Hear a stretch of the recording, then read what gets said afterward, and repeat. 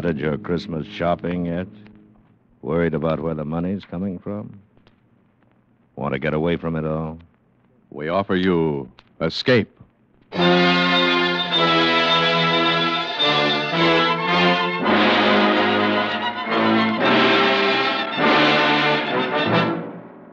You were seated around a green felt table with a dozen desperate men, waiting for the turn of a card. If it's the ace of spades, you will be next. And you desperately desire the impossible. Escape. Escape. Produced and directed by William N. Robeson, and carefully plotted to free you from the four walls of today for a half hour of high adventure. Tonight we escape to London of the last century. A London of gas lights and hansom cabs. A London where a gentleman still valued his word of honor above his life. A London of which one terrifying incident is recorded by Robert Louis Stevenson in his unforgettable story, The Young Man with the Cream Tarts.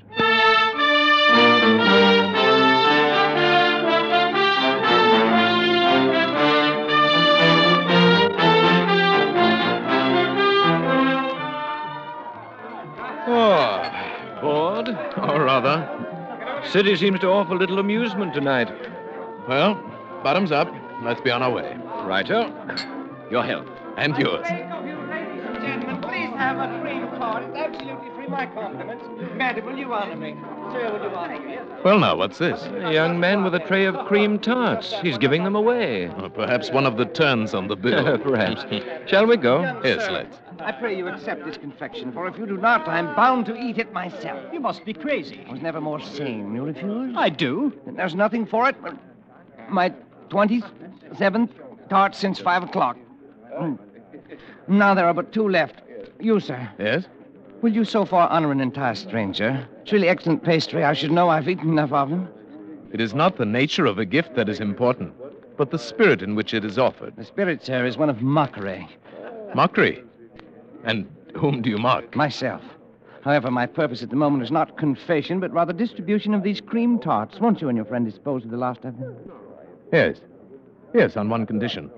If my friend and I eat your last 2 cakes, we shall expect you to join us at supper. Supper? It's a horrible thought. I've already eaten 2 dozen of these pastries. Very well, then we shall omit supper and become better acquainted over a bottle of wine. I'm uncertain whether my repugnance for these 2 remaining tarts or the attraction of your invitation compels me, but I accept. Excellent.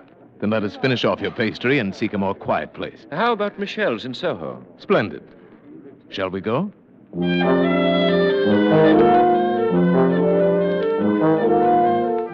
An excellent restaurant, excellent wine, and 2 excellent friends. I drink to your health. And we drink to yours.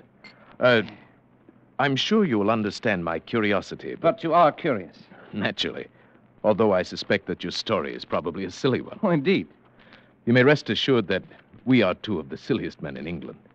My name is Goodall, Theophilus Goodall, and my friend here is Major Alfred Hammersmith. I like you, Mr. Goodall. And you, Major Hammersmith, though I suspect those are not your right names. It is of no importance. Exactly, nor is my name, so I will not divulge it. Although I see no reason why I should deny you my story. It's brief and foolish. Pray tell us then. It's an oft-told tale. A modest fortune which I squandered in the usual ways at cards, the horse races in Paris. Then 2 months ago, I met a young lady exactly suited to my taste in mind and body. My heart melted. I was in love too late. Yesterday, my solicitor warned me that I had but £100 left in the world. 40 of these I used last night for a special purpose, and I have agreeably spent the day disposing of the remaining £60 in as foolish a manner as I could devise. And the future? The future has been taken care of by the £40. Is it not odd that we 3 should have met by the merest accident in so large a wilderness as London and be so nearly in the same condition? Yes. Major Hammersmith, I was thinking the very same thing. What's this? Are you 2 also ruined? Is this bottle of excellent wine the last folly, like my cream tarts? Very nearly so. I'm perhaps a week behind you. I still have a few banknotes in my wallet, however. Here now, this bill will take care of the bottle of wine, and the others I throw into the fire. Oh, no. You shouldn't have burned all of them. You should have kept £40. £40? Why? Why not 50 or 70? For to my certain knowledge, there were more than 100 in his wallet. It was only just 40 pounds he needed. But without them, there is no admission. The rule is strict. What do you mean? I have not yet completely emptied my pocketbook. You are not fooling me. You are indeed ruined men, like me. Oh, indeed. Could you muster 80 pounds between you? Well, let me look in my wallet. Yes, 80 and a little over. Then you are indeed most fortunate. 40 pounds each is the initiation fee of the Suicide Club. The Suicide Club? What the devil is that? The Suicide Club is death's private door. It's the ultimate convenience in our modern world. It exists for unfortunates like us. Those to whom the painful agony of corrosive poison is distasteful. For those whose courage fails them when the cold muzzle chills the forehead. For those whose fear of drowning is greater than their compulsion to die. For these sensitive misfits, the Suicide Club arranges every detail. If you're truly tired of life, I will introduce you tonight to a meeting, and I can assure you that within the week you will be relieved of the burden of living. What do you say? It's more serious than a cream tart, and I suspect more palatable. More serious, certainly. So I wonder if you would give Mr. Goodall and me 5 minutes alone to discuss it. Certainly. I shall wait outside. Your Highness, this adventure must stop here. Nonsense, Colonel Geraldine. I propose to see this through. See it through to what? Death? You forget your obligations, not only to yourself, but to your country. Prince Florizel of Bohemia cannot risk... Tonight I am plain Mr. Godard, and so I propose to remain. And please remember, Colonel Geraldine, under no circumstances are you to betray my incognito. But, Your Highness... We have survived graver adventures than this one promises to be. And now, Colonel Geraldine, let us pay our bill and accompany our young wastrel to death's private door. Here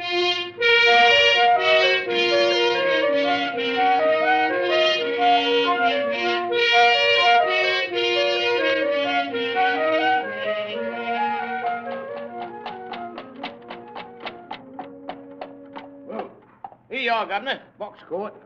Gentlemen, we have arrived. Here you are, cabby. Keep the change. Oh, thank you, sir. Come on. Get it. Well, Mr. Godall, Major Hammersmith, there is still time to change your minds. Lead on, sir. My mind's made up. And mine. Follow me, then. As dark as a tomb. An apt and concise simile.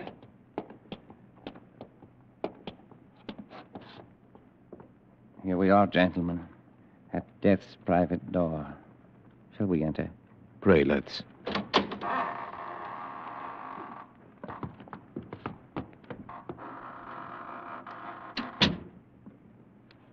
You may hang your things in here.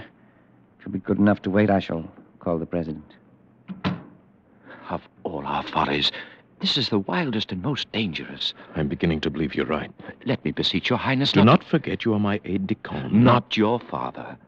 Yet I am responsible to the king for your well-being. Colonel Geraldine, you're not afraid. Certainly not for myself, but for your Highness. Shh, quiet. The president will see you in his office. I have vouched for you, but you must give him honest answers. The indiscretion of a single member might lead to the dispersion of the society forever. He can't afford to take that risk. Follow me. In here. He's waiting for you. Good evening. I am told that you wish to speak to me. We have a desire, sir, to join the Suicide Club. Sir, you've made a mistake. This is a private house, and you must leave it instantly. We have come here upon the invitation of a friend of yours. He's already told you of our desires. And believe me, sir, when one has come this far along the path, one is not likely to be turned away and certainly will tolerate little rudeness. Permit me to assure you, either you will oblige us in the matter, or you'll regret ever having admitted us to the premises.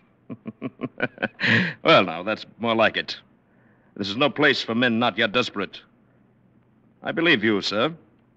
But what of your friend? My reasons are even more cogent than Mr. Goodall's. I was cashiered out of my regiment last week. Why? Cheating at cards. I see. And you, sir? What is your reason for being tired of life. Unadulterated laziness. Don't trifle with me, sir. You must have a better reason than that. I have no more money, and I'm much too lazy to come by any. If I did not have a great deal of experience in these matters, I would turn you down. But I have learned that the most frivolous excuses for a suicide often cover a deep and lifelong desire for self-destruction. Thank you for your understanding, sir. Very well. To business. I shall read you the oath of membership to which you will each subscribe. I swear to obey without question the instructions of the president of this association or any of his appointed deputies. Realizing that desirable death could scarcely be a penalty for violating this oath, I am aware that any violation will be met at the discretion of the president by those means deemed suitable by him. Namely, excommunication from the church, loss of whatever honor still attaches to my name, and, or, when necessary, violent reprisals against my bereaved family. In full knowledge of the sacredness of this oath, I subscribe my name. Well, gentlemen? You are in a position to enforce those penalties. I am. Hand me the pen. My friend. The pen, please. Major Hammersmith. Thank you. That will be 40 pounds apiece, please. Here you are. Thank you. And now, would you like to join the members in the smoking room? Indeed, we would. This way, please. Just make yourself at home. Everyone's quite informal here. If you'll pardon me, I have some other matters to attend to. Come along, Major. Let's mingle with the company. Your Highness. Be quiet. Oh, there you are. You got in all right, I see. Naturally. You'll never regret it. I'm sure we shan't. Would you care for a game of billiards or perhaps some whist? No, not immediately, thank you. I should like just to wander around and listen to the conversation. You'll find it most revealing. You understand. She had always stood in the way of anything I wanted to do. And I don't care if she was my mother. She crossed me one time too often. You may be sure I'm not that I in the would least never have sorry. joined this No, wretched please. club if I had not read The Origin of the Species by Darwin. I could not bear to be descended from an ape. Certainly, Too I ghastly to understand. bear, you know. There are some men who cannot abide the restrictions of the monastery. And after the abbot discovered me, there was nothing I could do. It's I don't incomprehensible mind to me. What is? Why, this talk, this boasting, this self-justification.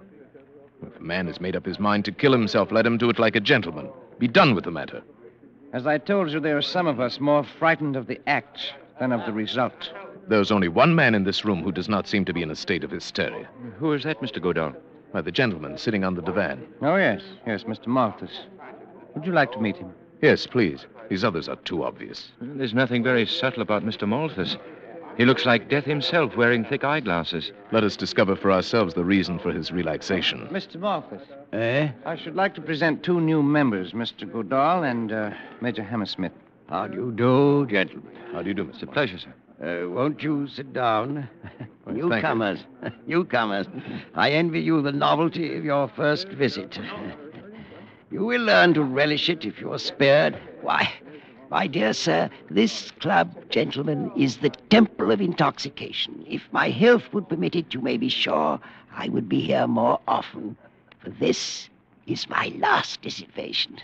Believe me, sir, I have tried them all the vices. Yes.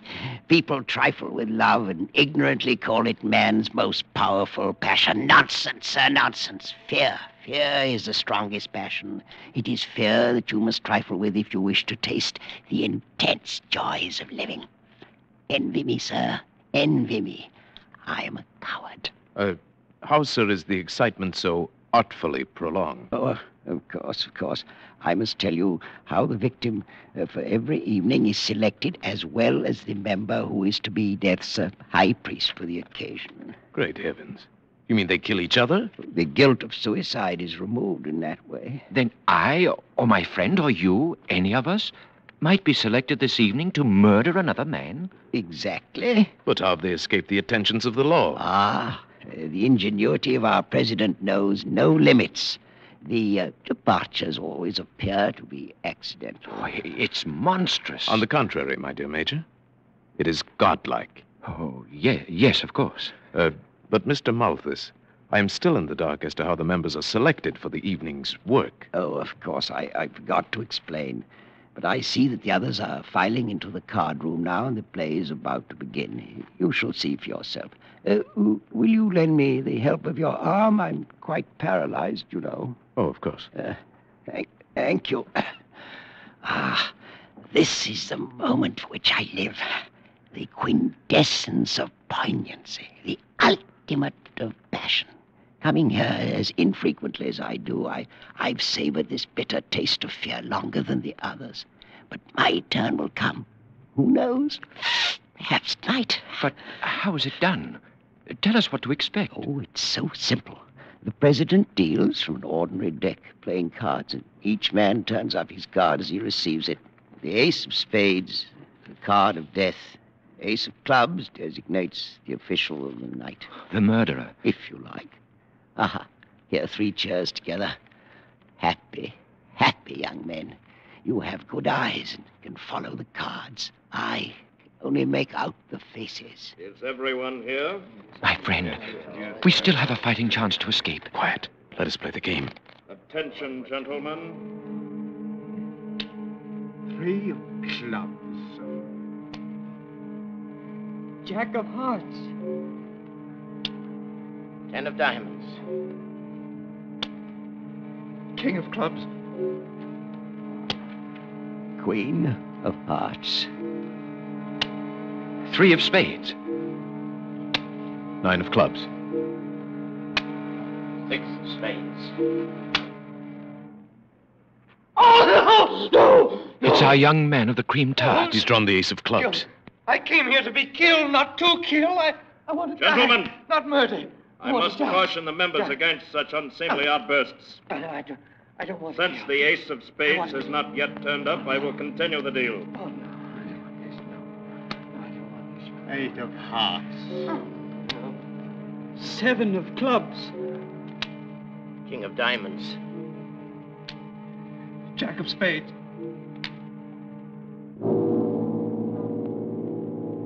Ace of spades. Mr. Malthus. That concludes the play for the night, gentlemen. Will the member who drew the ace of clubs come to my office for his instructions?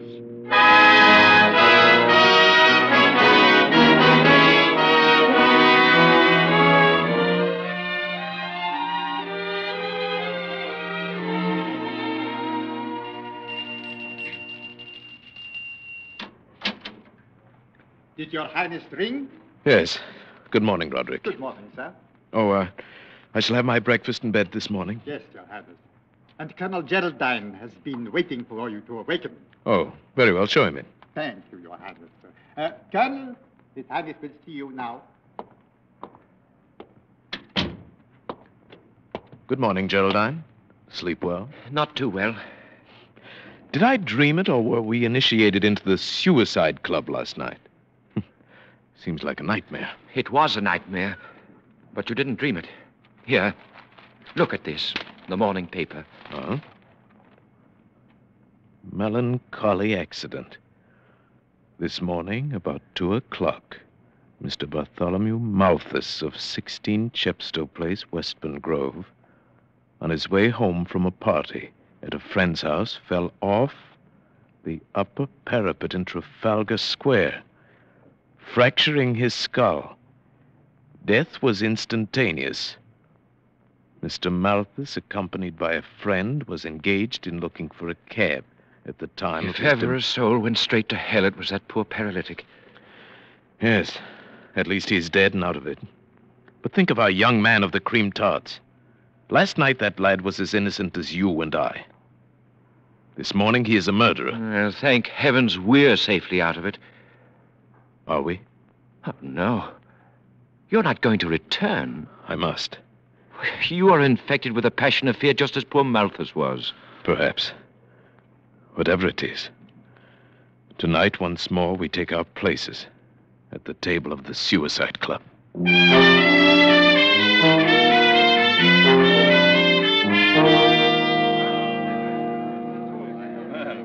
Good evening. Good evening, Mr. Goodall. Back again to try your luck? Yes, indeed. And Major Hammersmith? Good evening. You are to be congratulated, sir, on the matter of Mr. Malthus. Very neatly handled. Thank you. But I shall miss poor old Maltby. He was a man I could talk to. Yes, your bereavement must weigh heavily upon you. Indeed it does, sir. But then it's all in the game. And now, you will pardon me, we will sit down to play directly. The fiend. The foul fiend of hell. Steady, my friend. Once more, let me plead with you. Leave this evil house before it's too late. You're very tiresome tonight. Oh, here's our young friend of the cream tarts. Good evening, old chap. Oh, Mr. Goodall, Major Hammersmith. Oh, how I wish I'd never brought you to this infamous place. Oh, leave. Leave while your hands are still clean. But our oath. We could not go back upon our oath. Well, renounce it. Forget everything. Let them do their worst, but leave. Leave before it's too late. Hey, if you could have heard the old man scream as I pushed him from the parapet, the crunch of his brittle bones as he thudded to the pavement. Yes, I perceive the dealing is about to begin. Shall we go in? Yeah. Mr. Goodall, if you have any kindness in your soul, wish the ace of spades for me tonight. There's nothing left for me but to die. Attention, gentlemen. 3 of hearts. Queen of spades. Ace of diamonds.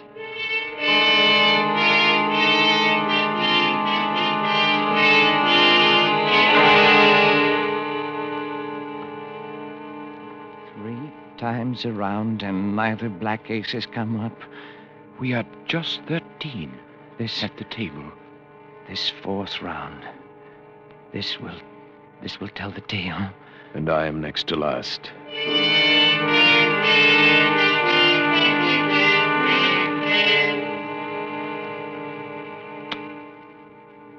Ace of clubs!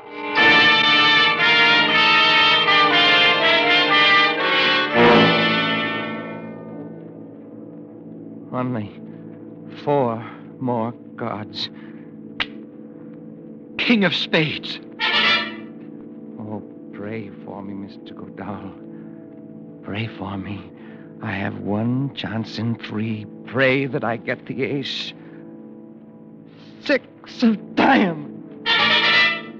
And now, I have 1 chance in 2. My friend, don't. Silence. Ace of spades.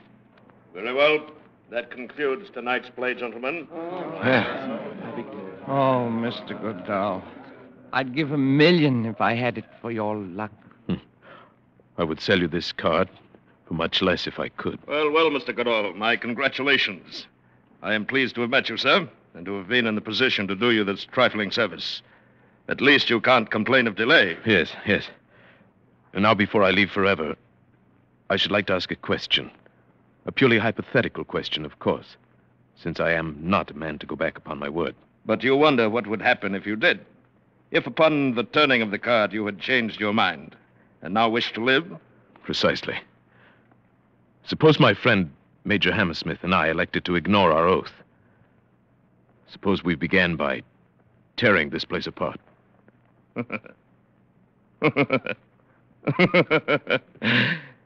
You wouldn't even get started. The guests themselves are desperate men, but if they did not stop you, the servants, who are even more desperate, would. You would never leave this house alive. I see. Well, it was purely an academic question. Naturally. Very well, then. What are my instructions? You will proceed along the Strand in the direction of the city, on the left-hand pavement, until you come upon a black carriage with drawn curtains. In this carriage will be the member who has tonight drawn the ace of clubs. My executioner. Your collaborator in suicide. You will enter the carriage, and he will continue your instructions. Please have the kindness to obey him in every detail. The authority of the club is vested in his person for the night. I wish you a pleasant walk. Thank you. But first I must say farewell to my friend, Major Hammersmith. I regret that it's strictly against the rules. No farewells. Too disturbing for the still living members. You will leave through this side door to the workroom. But I must have We won't have any trouble now, will we, Mr. Goodall? No. No, of course not. Your coat and hat. Your stick. Thank you. Again, Mr. Goodall. A most pleasant walk. Death's private door. Why didn't I listen to Geraldine before it was too late?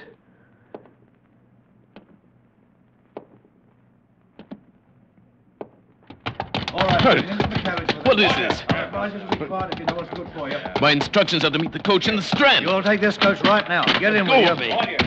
All right, take this one away. Your Highness will pardon the violation of his person. Geraldine. Oh, my friend. It was quite necessary under the circumstances. As soon as you turned up the ace of spades, I slipped out of the house to prepare for your escape. But how did you manage it? When I realized I could not dissuade you from attending the club tonight, I retained the services of a certain capable and reliable private detective. But His secrecy has been bought and paid for. His men are now raiding the suicide club. The members will be removed to your townhouse, where it remains for you to pass judgment upon them. That I will gladly do, and with the utmost dispatch.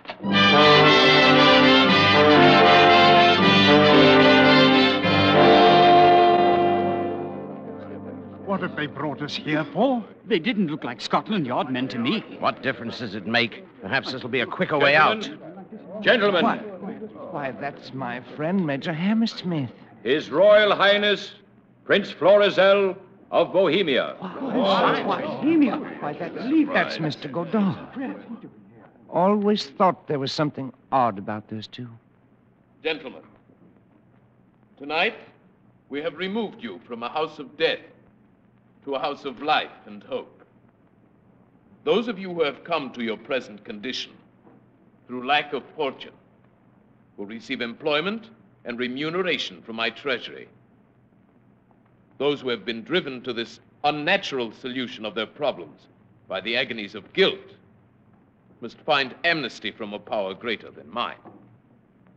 Power that eternally promises the forgiveness of sins, no matter how grievous. Only one of you is truly evil, and him I shall deal with myself. Where is he? Where is the president of the club? Colonel Geraldine. Why, he should be here, Your Highness. Begging your Highness pardon. Who's this man, Geraldine? The chief of the detectives. Yes? What is it? Was you referring to the sallow chap with the side whiskers and the black suit? Yes, that's the one. The president of the suicide club. Where is he? He ain't here. Why not? Well, when we broke into the little office down there at the club, we found him sprawled over the desk with a little empty bottle in his hand. He'd committed suicide.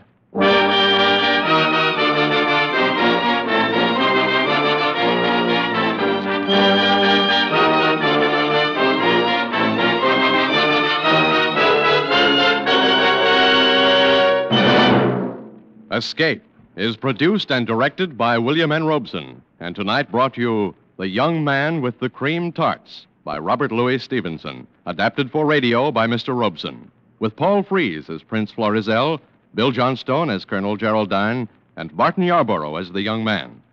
The special musical score was conceived and conducted by Cy Feuer. Next week, After you've put in a tough day at the office or leaning over a hot stove, when your four walls seem to be closing in on you, next week when you want to get away from it all, we offer you Escape. this is CBS, the Columbia Broadcasting System.